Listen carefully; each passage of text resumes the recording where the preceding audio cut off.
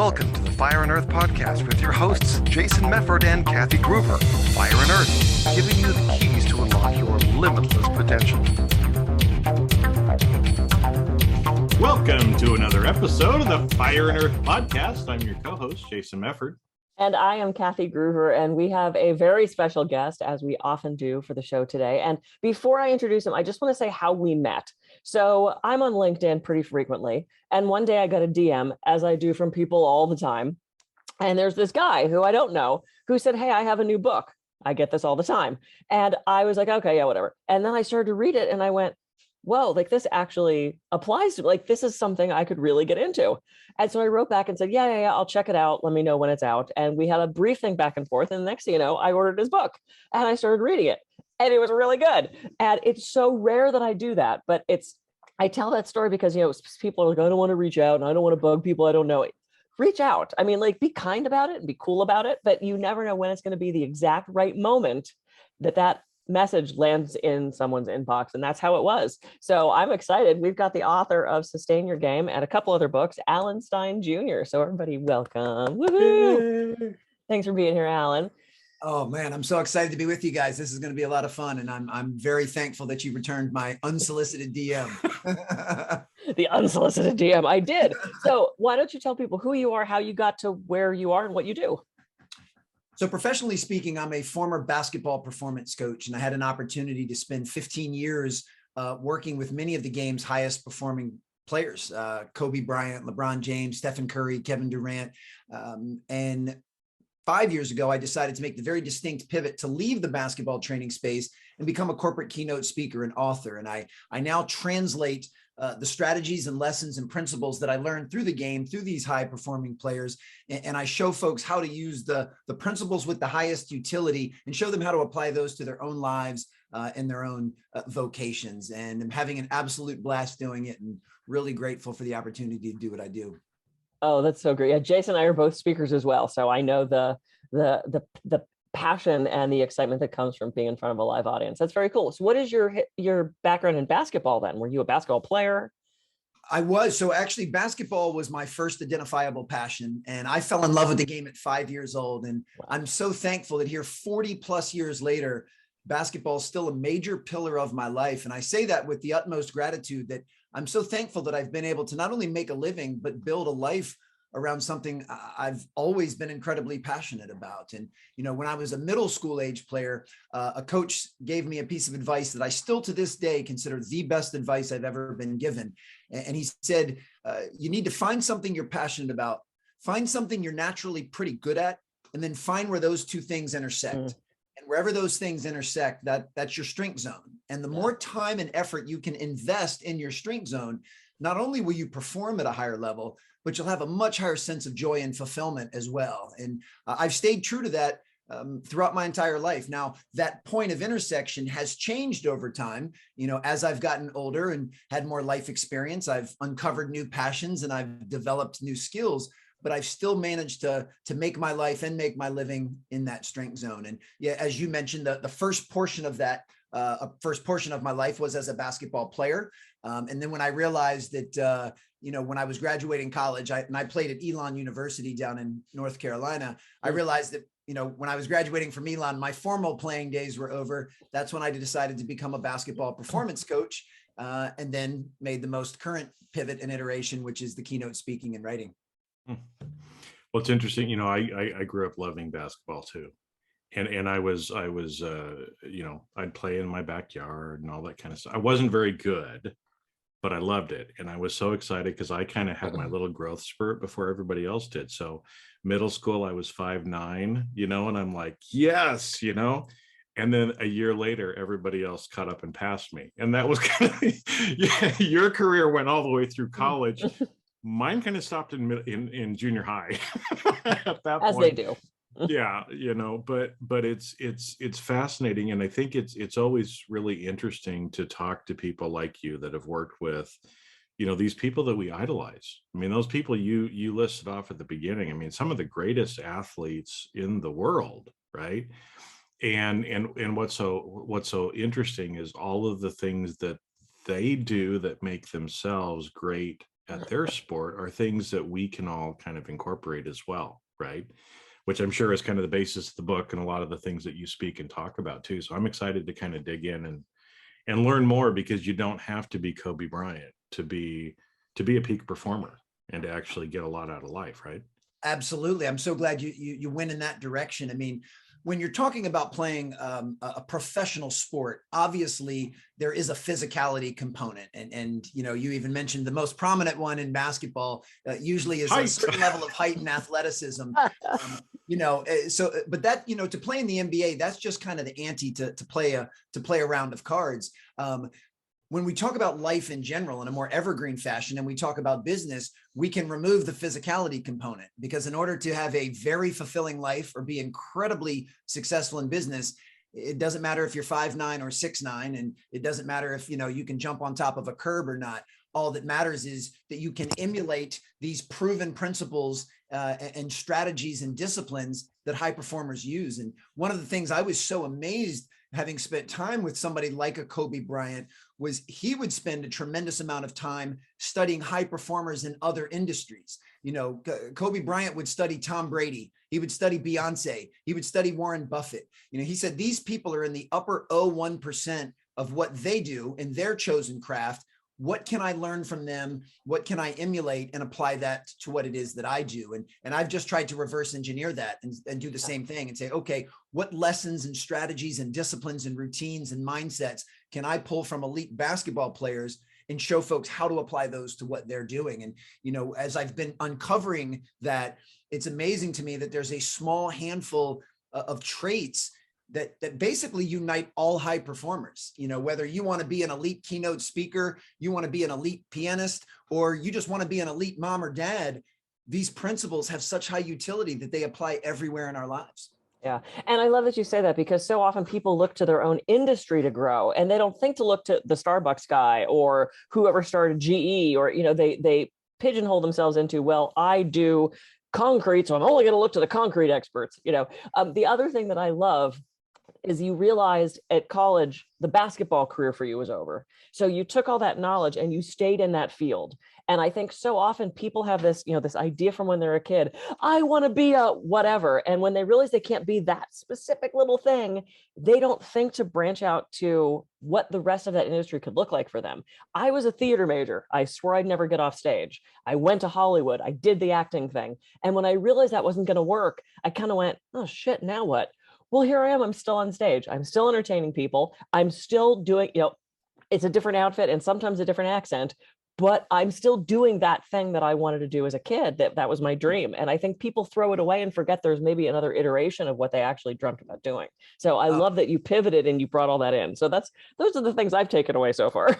No, I'm glad that you shared that. That's really cool. And, I used to say when I would spend a lot of time traveling around speaking at youth basketball camps, I would always say this kind of tongue in cheek and with a smile. I would say, every single one of you can make it to the NBA. And then I'd pause for a second, and then I'd see very few of you will make it there as a player.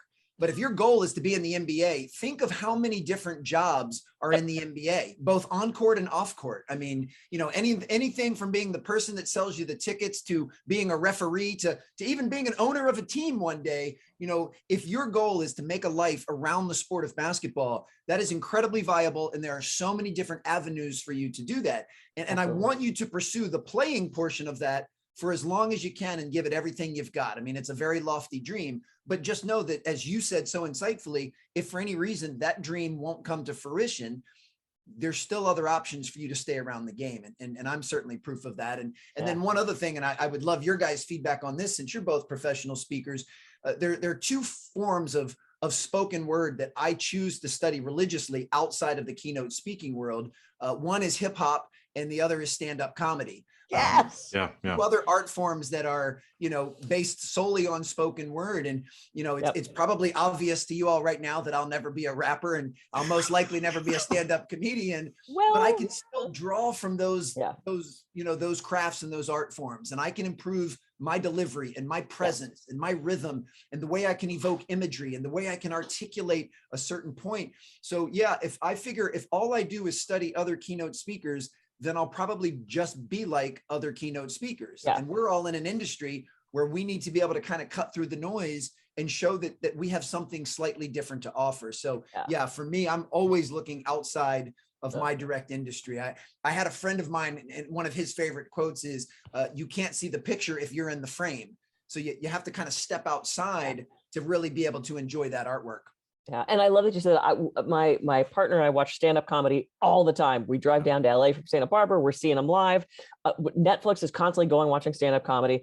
And I grew up in a very funny household. My dad was the funniest man I knew. His timing was impeccable. He always had a one-liner. If there was an opening, and it could be the middle of a funeral, he's taking the opening. I mean, he was hilarious.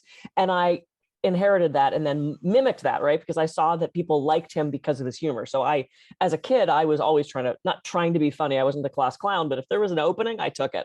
And so I'm constantly watching like stand-up comedy, and my talks are hilarious because I go from, and I dance to hip hop. I don't think about looking at that to speak, but yeah, I'll just listen to the words. Well, the way that they're able to string the language together and the imagery that they put into it. I mean, it's, I love Eminem. He's one of my, I love that dude, and it's the way that he's able to musically pull everything together, deliver the message with so few words, but yet also in a rhyming and a pattern, which again, from an emotional standpoint, that's what we need as humans, right? And so, I love that you're talking about that you're doing that, because again, I mean, one of the hardest jobs in the world is a stand-up comic. Oh yeah. It's like, I mean, it's hard enough to be an actor or be a professional athlete, but you're up on stage every night with people, potentially laughing at you, right? Not with you. And each night is totally different. And so there's a lot of skills and things that you can learn from that. But I wanted to kind of back up just a bit, because I loved what you tell those kids in the training camp, right? That a lot of times I think people, I heard you say you got to find something you're passionate about and that you're pretty good at, and then try to do that, right? And so much of us, and we're taught in this world, oh, go be a doctor, go be a lawyer so you can earn some money, right? And so many of us give up that passion side of our life because we think, well, I can't make money doing that. There's no career in that. And I know, like from the military, I'd heard this stat before, it might be wrong, but there's something like 11 or 12 different people in the military for every one person on the front line, right? So we think about like a fighter pilot, and we think about, the Marine out there with the gun in the trenches, but there's all these other support people behind them as well, that you bring that up. And it's I just went to LA Angels game the other night. Ohtani broke his strikeout record. It was great. Anyway, but as you said that too, I'm sitting there thinking about all of the people, taking the tickets when you park, and all the ushers and the food concessions people and everything else like that. And I think it's great. It's important for us to remember that just because something is your passion doesn't mean that you have to give it up, right? Like, go to the NBA, go to the NBA. Exactly. And as we look at that kind of that intersection for the strength zone, a couple of things also come to mind. One, I want someone to know that if you have a very strong passion for something, but maybe you don't have a tremendous amount of natural talent in that area, that's something that can become a hobby. That's something that you can do in your leisure time. I'm not very musically inclined. So it's my own self-awareness that leads me to the conclusion that I'll never be in a rock band or a lead singer or anything like that. But if singing or playing an instrument was a passion of mine, I don't have to be world class at it. I can simply do that in my free time because it brings me joy, and it's something I'm enthusiastic about. So it's not always just about finding that intersection for you to pursue vocationally. This is also just to round out our lives doing things that we enjoy. Yeah. Now, however, if we look on the other side of it, if you are not passionate about something, but you have a natural talent towards it, that can be a slippery slope as well. And, two examples come to mind. Let's just say instead of you, hitting 5'9" when you were in middle school, you were 6'9", and you didn't like the sport of basketball, but your parents and everybody told you have to play basketball because you're tall, and you don't really enjoy it. It's easy to kind of get nudged in that direction. Or if both of your parents were physicians but you don't have the same passion towards medicine or helping people in that regard. But they're saying, look, you need to be a doctor. Like, you're incredibly bright. You have all of the skill sets needed. You need to be a doctor. If that passion's not there, that's dangerous to pursue as well. So there's either side of that strength zone that I think are, certainly worthy of talking about and worthy of pursuing when it's right. Yeah, I have a great story from what you just said. I had a client, she came in, I started out as a massage therapist, which I'm really good at, and I had a passion for. So we hit that teeny little spot in the middle, right? I had a client there, and I was working on my PhD at the time. She was at UCSB as a psych student for psychology, PhD. And she said, oh, it must be so nice to be doing a PhD that you love. And I went, wait, like, why are you doing a PhD in psych if you don't like it? She goes, well, both my parents are doctors and they're really pushing me into this profession. She goes, I really don't like it. And I was like, oh my God, I'm so sorry. I said, that's such a hard program, especially to not like it. I said, well, let me ask you this. I said, what would you like to be doing? And she said, I really want to be a baker. And I went, oh. She goes, I love baking. I love serving people. It's such a passion of mine. And I said, well, have you ever worked in a bakery? She goes, no, I'm obsessed with the baking shows, and I've got all these cookbooks and I do it in my spare time. And I said, can I give you homework? And she goes, sure. And I said, we're about to come up on summer. I said, contact one of the bakeries in Santa Barbara. See if you can intern. See if you can work there a week. See if you can get in that field and make sure you're going to regret if you never try it. And she goes, oh my God, what a great idea. Months pass by, like 6 months pass by. She calls, makes another appointment. She's on the table. And I said, oh my God, hey, whatever happened with like you working in a bakery? And she goes, oh, I reached out and I found one and they let me intern for the summer. And I fucking hated every second of it. I'm so excited to be in psychology. Wow. She realized that baking was a passion, but she didn't want to make it a job. She Absolutely. wanted to make it what she did in her spare time. She actually ended up on a cooking show. She won some baking show. I mean, it was perfect, but she's now a psychologist and she's helping young ladies with eating disorders. I mean, it's like, had she not tried it, she would have wondered her entire life, maybe I should be a baker. Oh, that's beautiful. I'm the father of 3 kids. I have 12-year-old twin sons and a 10-year-old daughter. And funny enough, very similar to what you just shared, we were having dinner the other night, and I was telling them about all of the jobs that I had when I was in high school and college. And it was a pretty wide array of jobs. And I explained to them that checking off what you don't want to do is just as valuable as finding what you do want to do. In fact, checking off what you don't want to do leads you one step closer to what you do want to do. And, we had a good laugh at all of the jobs that I had that I tried and said, I will never do this again. But the only way that I knew that was by doing it. So those were incredibly valuable experiences. And I think the more we're willing to be open and try different things, the better off we'll be. And it'll get us closer to that intersection. Because if anyone listening to this right now is thinking, well, I don't know exactly what I'm very passionate about and very good at and what I want to pursue, there's nothing wrong with that. And age is also not necessarily a factor. I mean, this tends to be advice that I preach to young people a lot. But if you're in your mid 40s or 50s or 60s and you're not loving what you're doing at present and you're feeling burned out, there's nothing wrong with recalibrating and refocusing that lens and trying to figure out where that intersection for you is now at present. It's never too late. Yeah. Absolutely. Well, and I love that because I work with a lot of people that are in their midlife, right? And there's a lot of people that I find, most of the people that are burned out, that are hating life, they're usually in some vocation that they're not passionate about. It was one of those where it's like, well, mom and dad were doctors, so I've got to be a doctor, but I fucking hate doing it. It's like, well, how much longer are you going to keep hating your life, before you try some other things? Because like you said, there's so many different ways that we can earn money. And if you're making great money, but you hate your life and, you're depressed all the time, is the money worth it at that point? Or is it time to start trying to recalibrate? And like you said, find something else, find that strength zone where you can make a move. Well, and what you have to do is you have to recalibrate your core values and what your North Star is, where that becomes a slippery slope. If you over prioritize money and material things and external validation, then you're swimming up current. I mean, it makes it really challenging to make that pivot.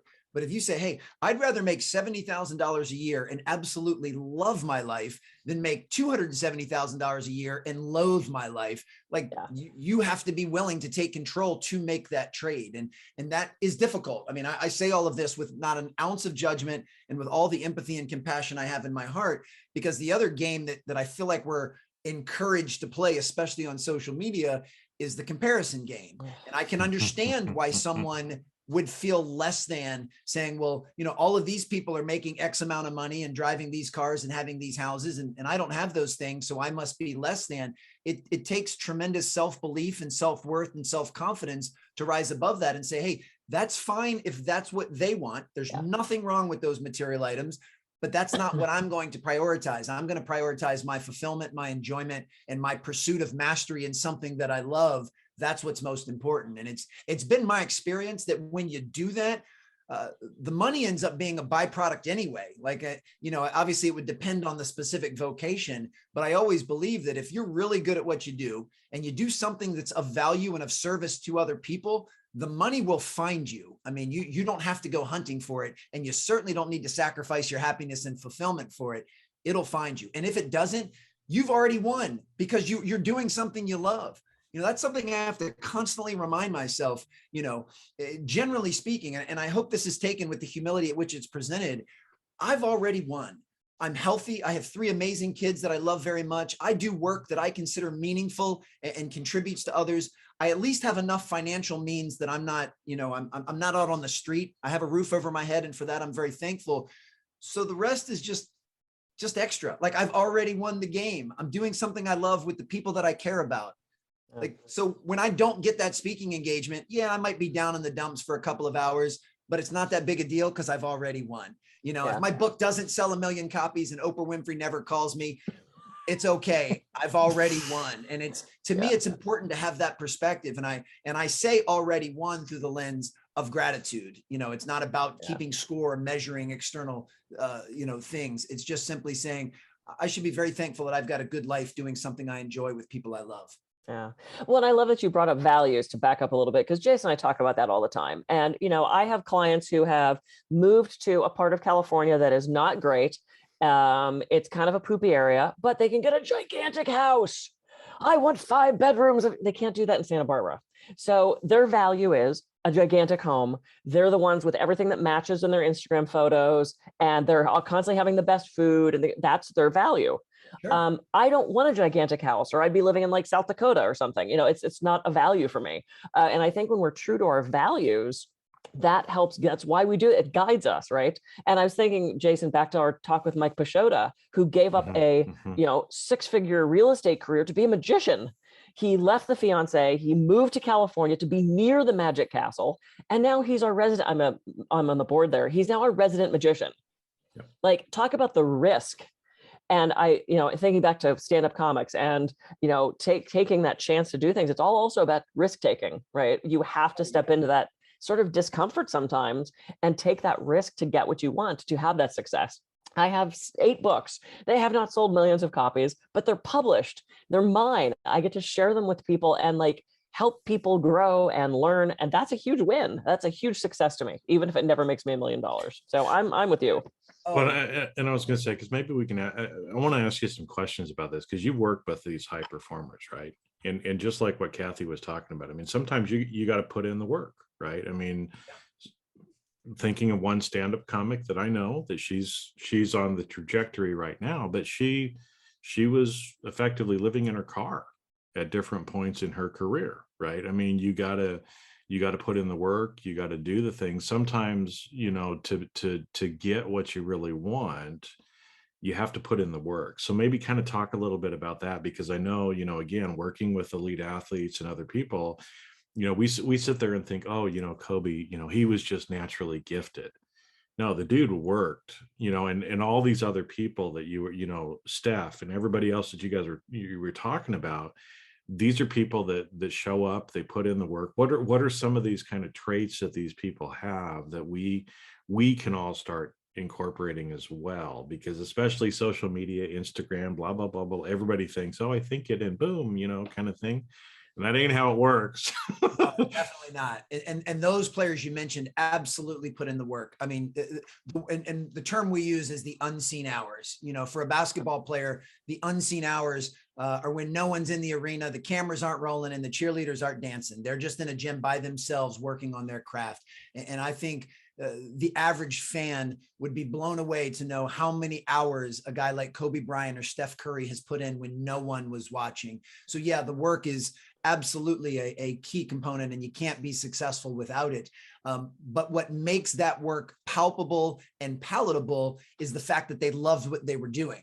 You know, I don't know that Kobe or Steph would be able to log the same number of hours in a different vocation that they did not enjoy doing. So the part of that sustainability is finding something that you love, which is the same reason that an aspiring stand-up comedian is willing to live out of their car because they're pursuing something they enjoy. The thrill they get to do a 5-minute open mic set, you know, is what keeps them going and keeps, you know, makes it worth it, makes the writing sessions of writing a new joke and trying that material out and switching up, you know, the punchline or the timing. It's the mastery of that craft that keeps them drawn in. But to answer your question, yeah, there are definitely a handful of traits that unite all high performers in basketball or business or anything in between. And these are the types of traits that I recommend everyone try to emulate in a way that's very authentic and genuine to you and your life and your situation.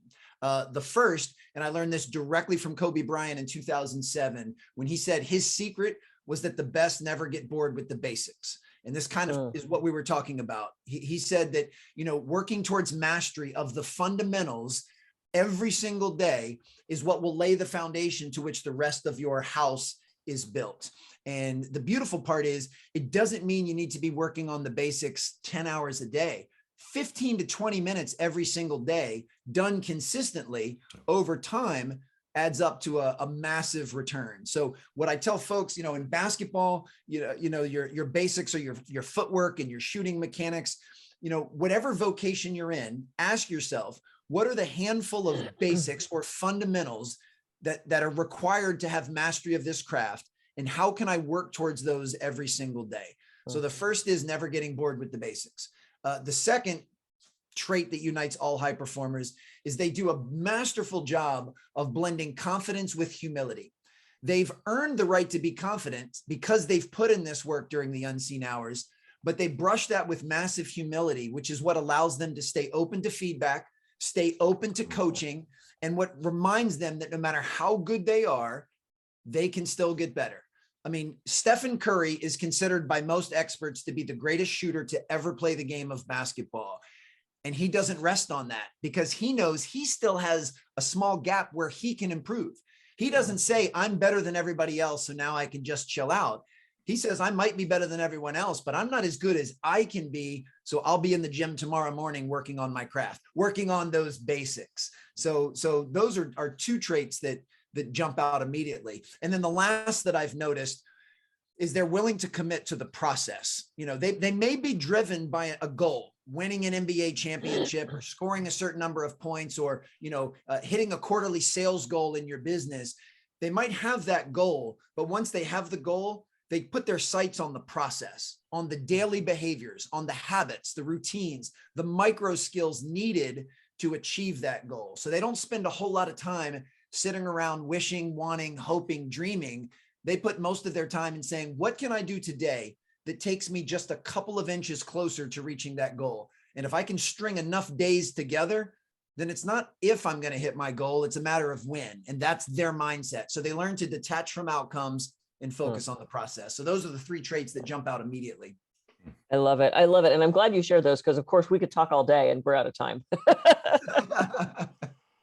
So, okay, Jason, I know you're aching to ask more questions. Well, it was, you know, again, as you know, I usually talk about ways of being with my clients, you know, but things like being committed to the process, you know, well, you gotta have commitment, right? You got to be committed.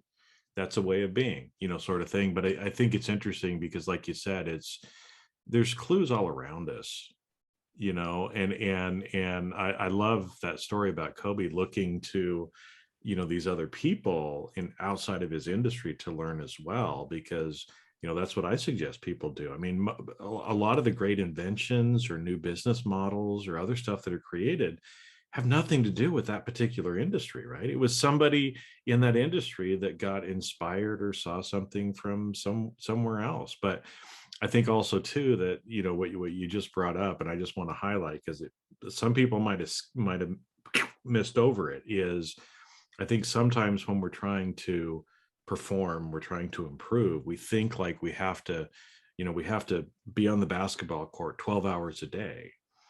And this whole idea of it's the little incremental things, it's being committed to showing up or doing some of the basics for 10 minutes, 15 minutes a day, right? Which again, it still baffles me that, I say this to people and they just don't get it, right? It's like they think, well, I'm going to go to this 40-hour training and then I'm going to do nothing for like the next 6 months. Are you fucking kidding me? It's like, that'd be like a basketball player, going in and I'm going to work really hard this week and then I'm just going to coast the rest of the season. It doesn't work that way, but it's those little incremental things. And if we just do those little things every day, then like you said, those 10 to 15 minutes a day adds up to a lot, right? So that it's doable for everybody. I guess this is what I was trying to get back to. So it's... Yeah. So well said. The analogy I always use is if you're ever tasked with building a brick wall, don't focus on the wall, just focus on laying each and every brick with care and precision. Yeah. And think about that. If every morning you wake up and you lay a few bricks as carefully and as precisely as you possibly can, and you do that consistently, within a couple of weeks or a couple of months, the wall will take care of itself. All you have to do is focus on laying those bricks to the best of your ability. And that's that brick by brick mentality is something I do, the best I can to live, to lead my life. And it's certainly what I try to model for others. Yeah. Well, it's something people say, oh my gosh, how'd you write books? I could never write a whole book. And I said, well, I didn't sit down and write a whole book. I sat down and wrote a couple words that formed a sentence. And then that was a paragraph. And then I had a chapter and then I had a book. I mean, it's like, people get so daunted by, oh my God, I can't do this whole thing. It's Jason, I say all the time, how do you eat an elephant? One forkful at a time, Sorry, we could talk all day. Oh my gosh. Okay. So Sustain Your Game is a new book. This is your second. You have one before this, right? I did. Yeah. Raise Your Game came out in 2019. And the Raise Your Game was to show folks how to reach optimal performance. Sustain Your Game is to show folks how to stay there and have a high sense of fulfillment as well. Yay. Well, I'm about a third of the way through and I'm loving it. So it's my bedside read. So it's on my side, Sustain Your Game. So Alan Stein Jr., how can everybody reach you? How can they find the book? They can go to alansteinjr.com, or I also have a supplemental website, strongerteam.com, that has info. I do a little bit of coaching. I've got a podcast, the info on the books. I've got a course. And then I'm very easily found and accessible on social media at Alan Stein Jr., Instagram, LinkedIn, Twitter, Facebook. And certainly if you're interested in either book, you can go on Amazon or Audible or wherever you choose to buy books. They're very easily found. And this was so much fun. I really enjoyed this conversation. You guys are awesome. Oh, thank you so much for being here. I'm so glad we connected on LinkedIn. Hey, social media works, man. It's about building relationships. Mm-hmm. I'm Kathy Gruver. I can be reached at kathygruver.com. And I'm Jason Mefford. I can be reached at jasonmefford.com. So go out, raise your game, sustain your game this week, and we'll catch you on the next episode of the